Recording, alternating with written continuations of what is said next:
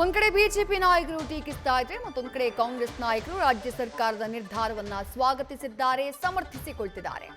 CM ಏನ್ ನಿರ್ಧಾರ ಮಾಡಿದ್ದಾರೋ ನಾವು ಅದನ್ನ ಮಾಡ್ತೀವಿ, ಇದಕ್ಕೆ ನನ್ನ ಸಂಪೂರ್ಣ ಬೆಂಬಲ ಇದೆ ಅಂತ ಹೇಳಿ ಸಚಿವ ಕೆಎಚ್ ಮುನಿಯಪ್ಪ ಹೇಳಿಕೆಯನ್ನ ಕೊಟ್ರೆ, ಜಾತಿ ಜನಗಣತಿಯಲ್ಲಿ ಎಲ್ಲಿ ಲೋಪ ಆಗಿದೆ ಅಂತ ಗೊತ್ತಾಗಬೇಕಲ್ಲ, ಈ ಕೆಲಸ ಮುಂಚೆಯೇ ಮಾಡಬೇಕಾಗಿತ್ತು ಅಂತ ಹೇಳಿ ಮಾಜಿ ಸಚಿವ ಎಚ್ ಆಂಜನೇಯ ಹೇಳಿದ್ದಾರೆ.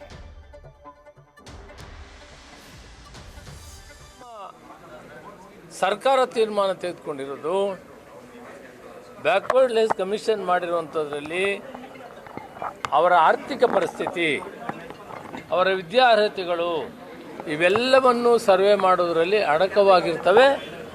ಅದರಲ್ಲಿ ಈಗ ಆ ಕೆಲಸವನ್ನು ಮತ್ತೆ ನಾವು ಸುದೀರ್ಘವಾಗಿ ಚರ್ಚೆ ಮಾಡಿ ಅದನ್ನು ಮಾಡಬೇಕು ಅಂತ ಒಂದು ನಿರ್ಣಯವನ್ನು ಮಾನ್ಯ ಮುಖ್ಯಮಂತ್ರಿಗಳು ತೀರ್ಮಾನ ತೆಗೆದುಕೊಂಡಿದ್ದಾರೆ, ಅದನ್ನು ಮಾಡ್ತೀವಿ. ಸಾಮಾಜಿಕ ಶೈಕ್ಷಣಿಕ ಸರ್ವೆ ಅದು ಕಾಂತರಾಜ್ ನೇತೃತ್ವದಲ್ಲಿ ನಡೆದಿತ್ತು, ಹಿಂದುಳಿದ ವರ್ಗಗಳ ಆಯೋಗದ ಅಧ್ಯಕ್ಷರವರು. ಅದು ಚೆನ್ನಾಗೇ ಇತ್ತು. ಆ ವರದಿನ ಸ್ವೀಕಾರ ಮಾಡಬೇಕಾಗಿತ್ತು.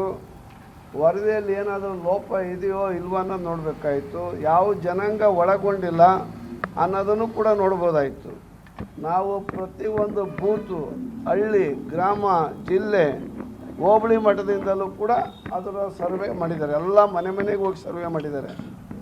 ಆ ಸರ್ವೆ ಮಾಡಿರೋ ಕಾಪಿಯನ್ನು ಸರ್ಕಾರ ಸ್ವೀಕಾರ ಮಾಡಿ ಬಹಿರಂಗ ಪಡಿಸ್ಬೇಕಾಗಿತ್ತು. ಬಹಿರಂಗ ಪಡಿಸಿ ಆದಮೇಲೆ ಎಲ್ಲಿ ಲೋಪ ಆಗಿದೆ ನೋಡಲಿ, ಯಾವ ಜನನ ಬಿಟ್ಟಿದ್ದಾರೆ, ಯಾವ ಹಳ್ಳಿ ಬಿಟ್ಟಿದ್ದಾರೆ, ಯಾರು ಮನೆ ಬಿಟ್ಟಿದ್ದಾರೆ ಅನ್ನೋದು ಗೊತ್ತಾಗಬೇಕಲ್ಲ. ನ್ಯೂಸ್ ಫಸ್ಟ್ ನಿರ್ಭೀತಿಯಿಂದ ನಿಮ್ಮ ಪರವಾಗಿ.